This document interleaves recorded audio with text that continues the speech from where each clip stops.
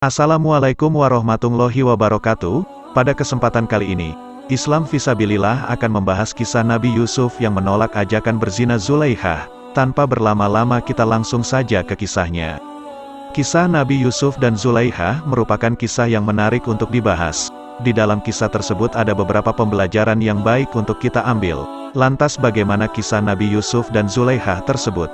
Kala itu Nabi Yusuf alaihi salam masih muda. Beliau digoda oleh istri kepala negara Mesir yang dalam Al-Quran disebut Imra'atul Aziz ataupun Zulaikha. Sebagai istri pejabat, Zulaikha tidak saja terhormat dan berharta, tetapi juga sangat cantik.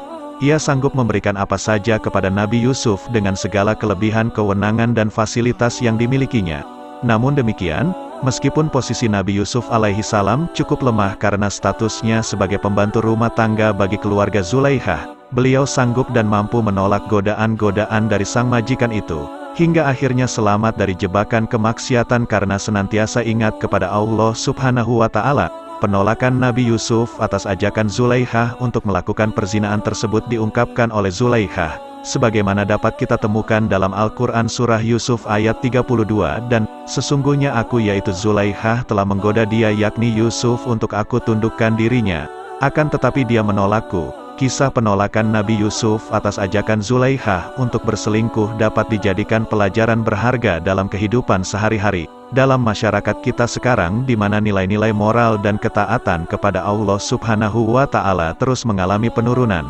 Perselingkuhan semakin sering terjadi di mana-mana seiring dengan meningkatnya kemajuan dalam segala bidang, terlebih sekarang di mana kemajuan teknologi memberikan kemudahan yang luar biasa kepada semua orang. Maka kesadaran kita untuk selalu waspada terhadap godaan-godaan perselingkuhan harus terus ditingkatkan. Namun dalam kasus Nabi Yusuf dan Zulaikha tersebut, ajakan perselingkuhan barangkali tidak ada kaitannya dengan kemajuan teknologi. Ajakan itu lebih disebabkan karena mereka hidup dalam satu rumah, di mana kedudukan Zulaikha di rumah itu lebih tinggi, yakni sebagai istri majikan yang bernama Tuan Kitfir. Sebagai majikan, Zulaikha tentu sering berinteraksi dengan Nabi Yusuf dalam kehidupan sehari-hari. Di rumah itu Zulaikha secara diam-diam jatuh hati pada Nabi Yusuf dikarenakan kepribadian Nabi Yusuf yang sangat santun, dan memiliki wajah yang sangat tampan. Ketika ada kesempatan untuk menggoda Nabi Yusuf, yakni ketika sang suami tak ada di rumah, Zulaikha benar-benar tidak mampu mengendalikan hawa nafsunya, lalu secara terbuka menggoda Nabi Yusuf alaihi salam. Beruntunglah dan selamatlah mereka berdua, karena Nabi Yusuf menolak untuk berzina.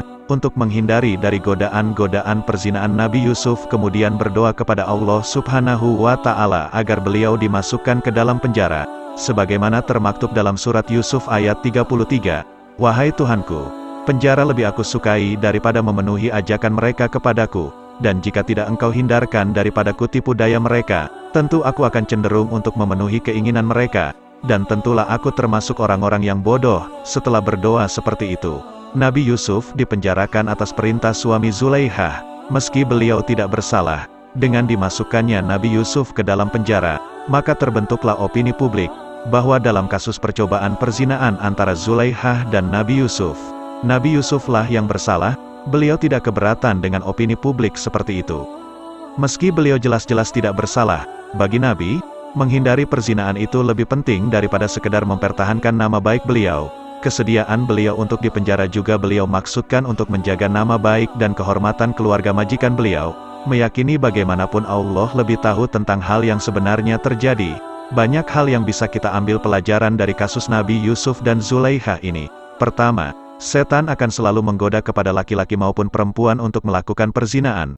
Kedua, pihak yang mengawali dalam menggoda lawan jenis untuk melakukan perzinahan tidak selalu laki-laki, akan tetapi bisa jadi yang mengawali menggoda adalah pihak perempuan seperti halnya Zulaikha. Dan yang ketiga, Allah Subhanahu wa Ta'ala akan memberikan perlindungan di hari kiamat kepada siapa saja yang menolak berzina. Maka siapapun baik perempuan maupun laki-laki yang menolak berzina sebagaimana Nabi Yusuf dengan alasan takut kepada Allah, maka dia akan mendapat perlindungan dari Allah Subhanahu wa Ta'ala. Wallahu a'lam bishawab. Alhamdulillah saudara seiman, semoga kisah ini dapat menambah ilmu dan menambah ketakwaan kita kepada Allah Subhanahu wa Ta'ala. Assalamualaikum warahmatullahi wabarakatuh.